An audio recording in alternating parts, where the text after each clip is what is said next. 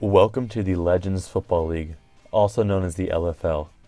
The LFL is a 7-on-7 professional women's tackle football league consisting of 8 teams across the United States. These women work their tails off to play in 6 football games throughout the summer, as well as a 2-game playoff. When the LFL was established in 2009, the league received an overwhelming amount of criticism from a feminist standpoint.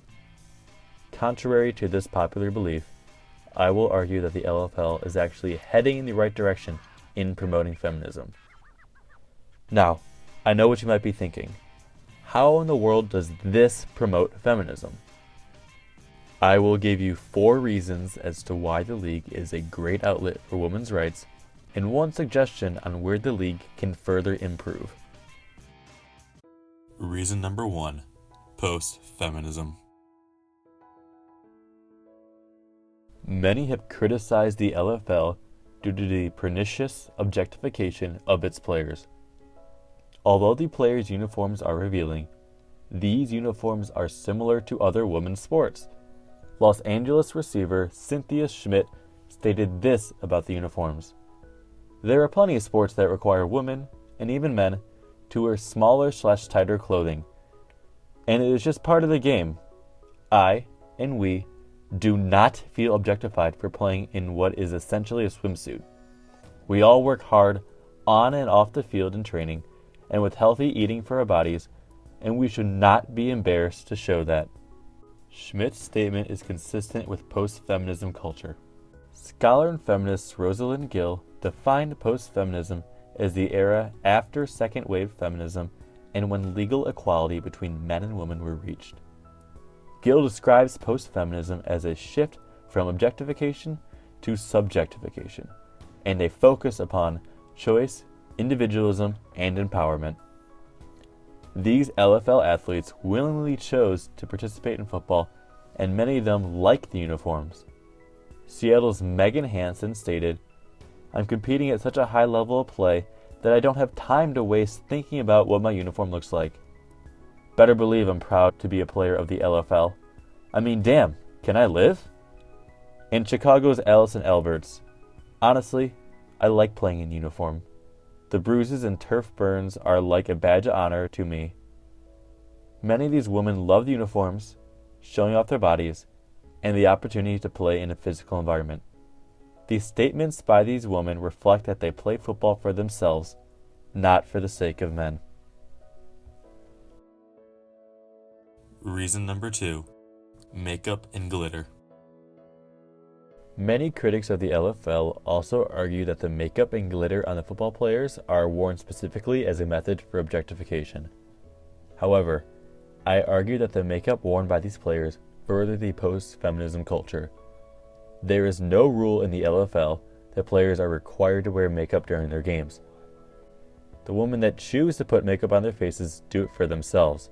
According to feminist scholar Mary Kearney, sparkles and makeup on a person's face signify a late modern femininity associated with empowerment, visibility, and independent wealth. The players do not wear makeup to impress an audience, but rather to feel confident while playing football. Reason number 3, women can play tackle football. Aside from some mixed martial arts, there are little opportunities for women to engage in professional contact sports. In both women's hockey and lacrosse, athletes are not even allowed to body check their opponent. Part of the reason women are prohibited and dissuaded from contact sports is due to the cultural disapproval associated with female violence. According to scholar Elena Bertozzi, overt female aggression and competitiveness have long been discouraged and often punished by cultural norms. The LFL has been a great way for women to defy cultural norms, engage in contact, and embrace masculinity. For example, look at this play from the LFL and then from the National Football League. Both plays involve similar technique, contact, and athleticism. The LFL has even revised their league slogan from Real Fantasy Football to Women in the Gridiron. The LFL demonstrates gender equality because women are encouraged to display their aggressiveness and athletic abilities in an arena previously dominated by men. Reason number 4. The fan base. The fan base of the LFL is counter-hegemonic because it displays a primarily male audience cheering for female athletes. It is common to see women and men cheer for male athletes. In most women's sports, much of the audience is still female. For example, 75% of the WNBA's audience consists of women. However, the fan base of the LFL is dominated by men. The fact that men can be seen in the stands cheering for women is still a relatively new phenomenon. Throughout human history, men have stereotypically performed physical duties. From hunting for food to battling in war, men were seen as stronger individuals while women were viewed as delicate and placed in supporting roles. The LFL has demonstrated that it is perfectly acceptable for these gender roles to flip. The league presents women performing activities stereotypically and historically associated with masculinity, while men are passive audience members in the stands. Needs improvement.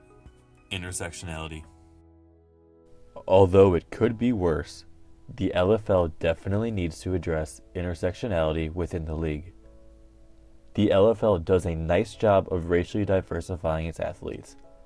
For example, look at the league leaders in statistics for the 2016 season. The LFL has demonstrated that beauty and athleticism is not limited to one particular race. Although the athletes are racially diversified, most of the athletes have a similar muscular, busty, and toned body type. In men's collegiate and professional football, the best teams have athletes that are heavier, lighter, shorter, and taller. However, the LFL only includes athletes with a similar appearance. Another problem with intersectionality and the LFL is that there is not a lot of gender diversity among the staff. It is true that much of the staff is racially diverse. However, the coaches, announcers, referees, and the league office are primarily men. In a league full of women athletes, it would make sense that the women would be better represented. Aside from intersectionality, I believe the LFL embraces feminism in many different ways. From the post-feminism culture, to the fan base, and to the contact sport, the LFL promotes equality. Some might argue that the LFL is not a feminist league because it does not pay its players. While the LFL does not pay its players, neither do most women's sports. The only women's professional sports leagues where athletes are paid are in basketball and soccer. In sports like tennis, golf, and volleyball, only some tournament winners and qualifiers are paid, while many are unpaid. Additionally, any startup or newly founded professional sports league, like the LFL, has very little revenue to pay its players anyway. The LFL CEO, Mitchell Mortaza, stated, "If we paid a dime to a player, we wouldn't survive a season of play." If the LFL grows in popularity, it is very likely that they could eventually pay their players. Thank you for your time, and thank you for watching.